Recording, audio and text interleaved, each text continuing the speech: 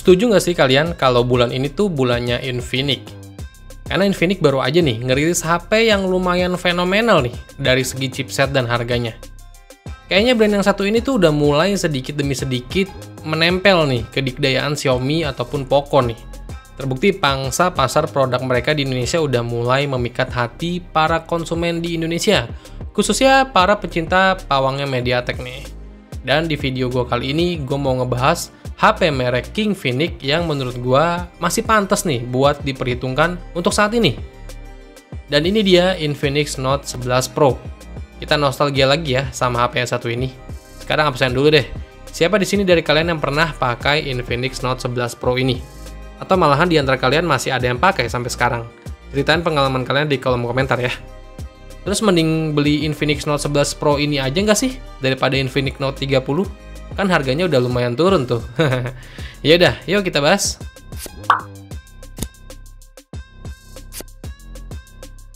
Kalau boleh gue bilang tahun ini tuh tahunnya desain HP ya. Kenapa? Ya karena brand HP di tahun ini lebih jualan ke desain daripada performa. Lihat aja, HP sejutaan aja udah punya desain yang cakep-cakep, bening-bening, kinclong-kinclong, minimalis. Tapi beda halnya dengan Infinix Note 11 Pro ini. Menurut gua desain dari Infinix Note 11 Pro ini udah aman sih buat kelasnya. Gradasi warnanya udah cukup cakep nih. Warnanya juga kalem, kayak yang pernah gue punya ini, warna hijau. Dan BAM kamera belakangnya di HP ini juga cakep loh, udah mengikuti BAM model kamera-kamera tahun ini. Kayak apa ya, kayak berasa kayak merek Xiaomi yang baru keluar tuh, yang daur ulang. BAM kamera belakangnya itu kotak, berasa desain ala-ala HP 3-4 jutaan sih. Bahan materialnya sendiri ini dari plastik ya, polikarbonat. Tapi feel di genggaman itu berasa kokoh, padat. Walau di tangan gua HP ini emang berasa gede sih, karena bentang layarnya itu sampai 6,9 inch. Kualitas layarnya juga cakep, panelnya IPS Full HD+, yang gua ngerasain itu layarnya tajam dan cerah. Gue suka sih sama desain dan build quality di HP ini. Buat nonton udah berasa nyaman banget, layarnya gede. Ditambah untuk audio speakernya juga udah ada dua loh. Jadi ada dual speaker nih di bagian atas dan bawahnya. Suaranya juga lumayan buat HP di harga 2 jutaan. Overall, gue nggak ada masalah sama sekali sih sama desain HP ini. Intinya nyaman digunakan buat multimedia. Dan kalau buat gaya, desainnya juga udah lumayan cakep sih. Dan yang pasti nggak kalah sama desain HP-HP zaman sekarang. Terus untuk performanya nih.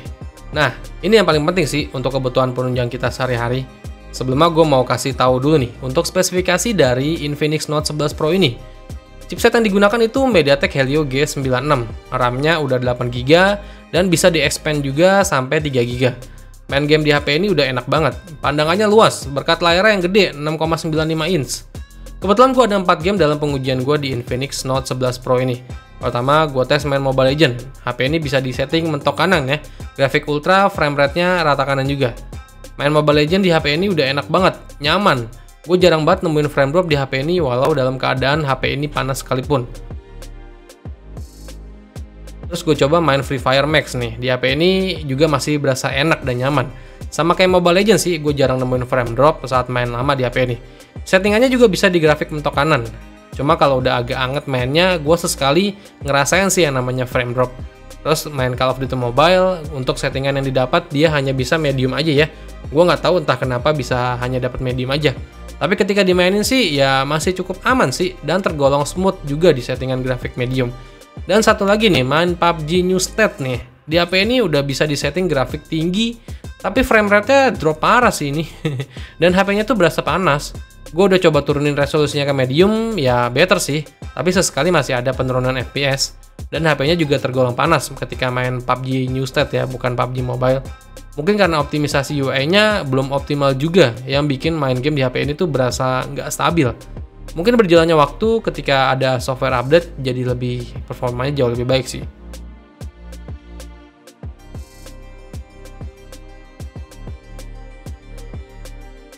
Sekarang masuk ke pembahasan performa kameranya nih, yang dimana pada saat itu jadi salah satu kamera HP harga 2 jutaan yang bagus nih. Infinix Note 11 Pro ini ada 4 buah lensa yang ditanam di HP ini. Dan secara angka, kamera utama dari Infinix Note 11 Pro ini beresolusi 64 megapiksel. Terus ada 13 megapiksel untuk lensa telefoto dan 2 megapiksel untuk lensa bokeh. Dan ada satu lagi lensa untuk kamera selfie beresolusi 16 megapiksel. Secara angka dari megapiksel di HP ini udah cukup ya menunjang kebutuhan sehari-hari. Malah pada saat pengetesan kameranya, lagi-lagi gue dibuat kagum dengan hasilnya yang nggak tahu kenapa hasilnya itu tajam loh. Detailnya dapat dan saturasinya sih emang agak sedikit ngegonjreng. Kalau buat gue sih udah cakep dari hasil kamera yang lebih menonjolkan perpaduan antara ketajaman, detail, dan saturasinya.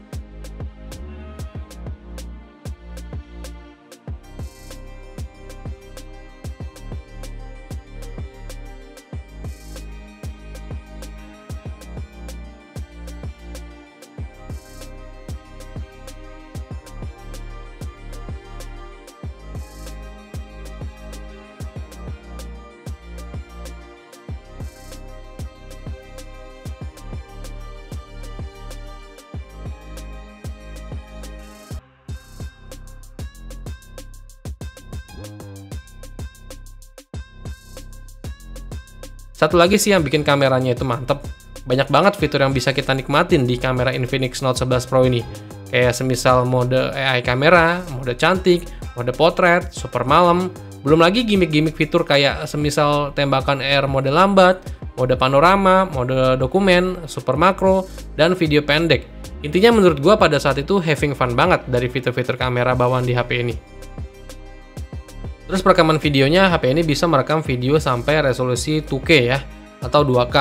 Tapi untuk mengaktifkan mode stabilisasinya cuma bisa di setting Full HD 30 fps aja. Hasil yang didapat pada saat itu menurut gua udah cukup banget di kelas harga 2 jutaan. Detailnya masih dapat dan fitur stabilisasinya juga udah cukup baik sih.